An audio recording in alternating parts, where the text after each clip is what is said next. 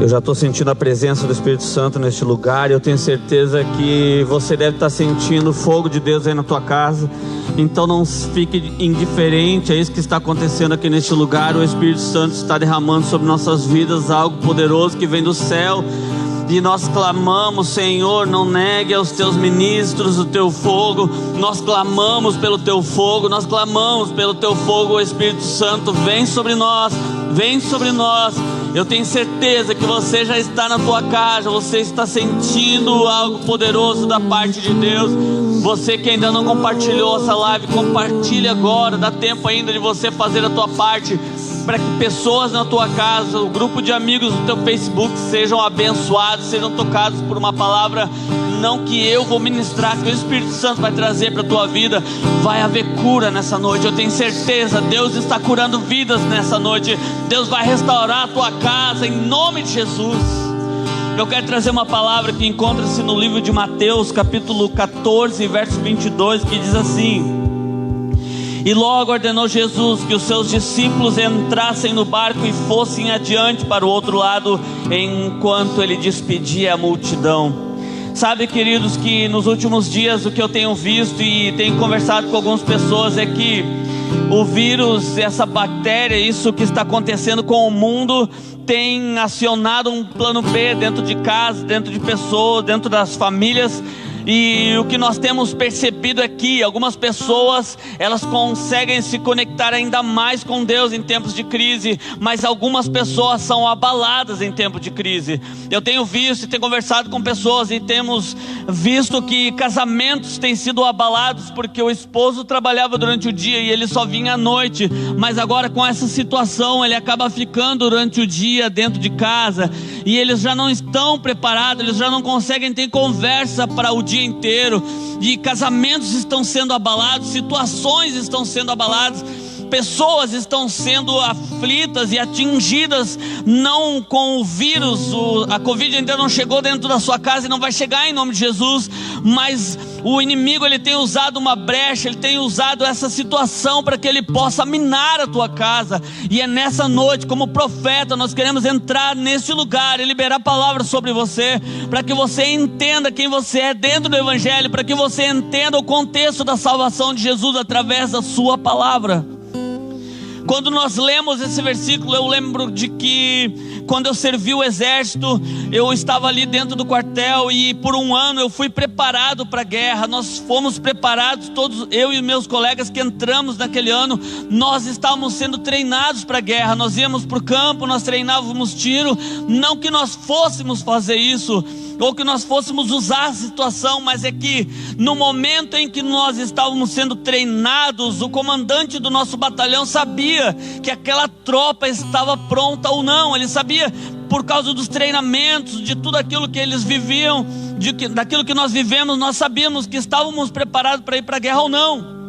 Você consegue entender isso? Que dentro do Evangelho muitas vezes é assim. Você vai para uma conferência, você vai para um retiro, você vai para um seminário, você vai para tantos lugares, mas quando chega realmente a situação de que você coloque em prática aquilo que você aprendeu, aquilo que você viveu lá dentro daquela conferência, o fogo que queimou, as palavras que foram liberadas sobre a tua vida, de que você ia ser mais, que você ia conquistar, as palavras proféticas que foram liberadas sobre o teu casamento, sobre a tua empresa, sobre a tua vida, sobre o teu ministério.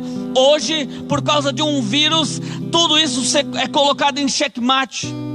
Você consegue entender que nessa palavra que nós lemos, Jesus, ele está na beira da praia e ele está liberando, ele está despedindo a multidão, mas ele diz para os discípulos: entrem no barco e vão, atravessem para o outro lado. O que Jesus não disse para eles é que de repente poderia acontecer algo no caminho. Jesus, ele nos prepara para situações. Eu até coloquei escrevi algo aqui: em tempos de paz. Isso a gente usa dentro do quartel. Em tempos de paz, nós somos preparados para a guerra. Nos tempos em que tudo está bem, nós estamos sendo preparados para um tempo de guerra. Dentro da igreja é um lugar de você preparar a tua alma, o teu espírito. Aqui é o lugar onde o pastor, ele ministra uma palavra, ele libera uma palavra, ele libera um destino sobre a tua vida, e você recebe essa informação. Mas o que você faz com essa informação no tempo em que a dificuldade chega para você? É isso que faz a diferença entre os que vencem e os que são derrotados. Ah, mas eu sou homem. Ah, mas tantas coisas você pode dizer. Sabe, você pode apresentar para Jesus muitas situações, mas eu vacilei, eu errei, porque a igreja não estava aberta, porque eu não estava com meus irmãos, porque eu não tinha o ambiente de congregar. Eles puderam dizer que de repente eles iam afundar, porque Jesus não estava no barco com eles. Sabe, o vento começa a vir, a situação começa a se tornar difícil, a gente começa a entender que o nosso barco, por causa da força das ondas, por causa da força do vento, nós vamos morrer, nós vamos naufragar. Tudo aquilo que nós construímos até aquele momento vai se desperdiçar. Por quê? Porque nós não estamos com a igreja aberta. Eu coloquei lá nas minhas redes sociais, enquanto o pastor ministrava aqui no domingo, eu tirei uma foto ali do cantinho e disse: sim, o templo está vazio, o templo, a igreja aqui, o templo está, a estrutura está vazia, mas a igreja está cheia do Espírito Santo, porque a igreja é você, a igreja sou eu, nós somos a igreja, nós somos o lugar onde o Espírito Santo habita, e ele faz culto a cada momento em que você abre a tua Bíblia, em cada momento que você escuta o louvor, o culto está acontecendo dentro dessa igreja. Então não feche as portas. Eu disse ali naquele texto, não existe decreto para que feche a tua igreja, não existe um decreto do inferno para que feche a tua igreja. Você tem a porta da tua igreja aberta, então cultue ao Senhor hoje, dê o teu melhor culto aí na tua casa, onde você estiver, preste o teu melhor culto para o Senhor. É hoje o dia em que você vai mudar toda a tua história.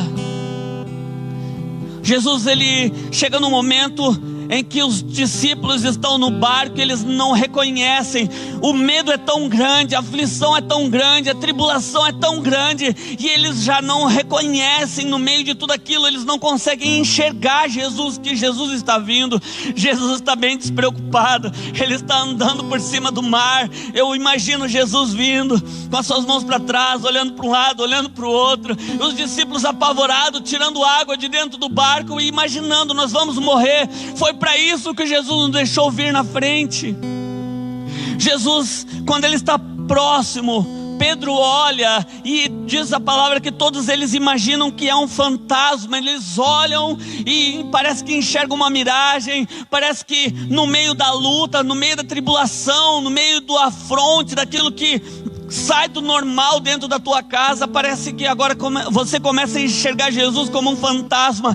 Ele já não tem mais aquele poder que ele tinha lá na beira da água, quando tudo estava calmo. Você já não consegue ver em Jesus aquele poder que ele tinha quando você se casou, quando você se formou, quando você comprou teu carro, quando você comprou tua casa, quando você foi abençoado com os teus filhos. Você tinha uma imagem de Jesus. Agora, quando a tribulação vem sobre a tua casa, você não consegue mais enxergar Jesus daquela forma.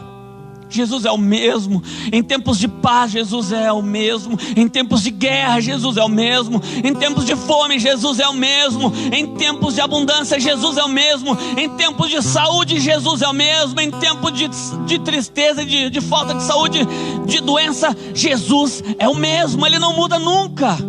E eles puderam experimentar. Pedro ainda diz assim: Jesus, se tu és mesmo Jesus, diga para que eu vou por cima das águas.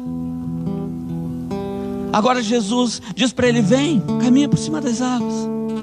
Jesus está te convidando para caminhar por cima das águas. Eu sei que é difícil, você deve estar pensando, é fácil para você falar, você não deve estar passando por nada, você deve estar com a tua vida feita, você deve ter um reforcinho lá no banco. Deixa eu te dizer, eu sou autônomo também, trabalho por conta, está difícil para mim. Só que eu sei em quem tenho crido, e eu sei que Ele é poderoso. Amém? Se você recebe essa palavra, você crê, você sabe em quem você crê, então comece a caminhar por cima das águas. A Bíblia diz que por causa do vento as águas começaram a ficar muito altas e Pedro começa a afundar. Então Jesus vem e estende a sua mão para ele. Eu fico imaginando se no meu tempo de quartel, no meu tempo de serviço militar, se de repente tivesse estourado uma guerra e o comandante me chamasse para aquela guerra, e se de repente, assim como muitas pessoas hoje que se dizem cristãos, mas estão com a sua fé muito abalada, estão com a sua fé a ponto de desistir.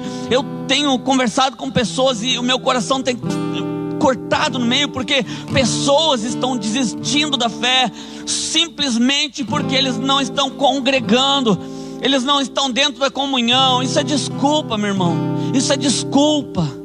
Essa crise vai revelar quem você é de verdade, essa crise vai revelar teu caráter de verdade. Sabe, naquele tempo, será que se tivesse estourado uma guerra e o comandante tivesse nos mandado para aquela guerra, será que no meio da guerra eu ia dizer para ele: eu não fui preparado para isso, deixa eu voltar? Sabe que lá dentro do quartel, quando você desiste de uma guerra, você é chamado de desertor, e se você for pego, você vai preso, porque não existe forma de desertar do quartel. Paulo, ele orienta no livro de Efésios, capítulo 13, você pode ver: por esse motivo, vestir toda a armadura de Deus, a fim de que possais resistir firmemente no dia mau, e havendo batalhado até o fim, permaneceis inabaláveis, sem retroceder. Paulo está dizendo de que, como aquele que conhece Jesus, ele conhece o caráter de Cristo, sabe que Jesus carregou a sua cruz até o fim, não retrocedeu, não voltou atrás, não desistiu. Jesus caminhou até o fim, e ele morreu numa morte de cruz por mim e por você. E se você se diz cristão, meu irmão, pelo menos tenha coragem, deixa de ser sem vergonha, levanta desse sofá, faz alguma coisa, profetiza pela tua casa, profetiza pelos teus filhos, profetiza pelo teu casamento. Jesus, ele não desistiu. Paulo está dizendo: permanecer com uma fé inabalável até o fim, sem retroceder. Revestivos de toda a armadura, a fé, a ousadia, a palavra.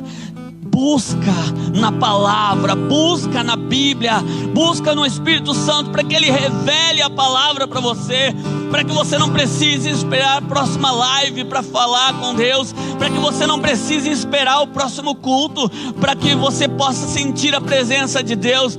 O Paulo diz: congregai-vos. É verdade, maravilhoso é congregar, estar com os irmãos, abraçar os irmãos, olhar nos olhos dos irmãos, confidenciar coisas para os irmãos. Mas esse é o tempo em que nós devemos orar em casa, pela igreja, orar pelas famílias, orar pelas pessoas que são autônomos, por aqueles que são lá dentro das enfermagens, dentro dos hospitais. É hora de você orar. Paulo está dizendo: revestivos de toda a armadura. O que você tem feito?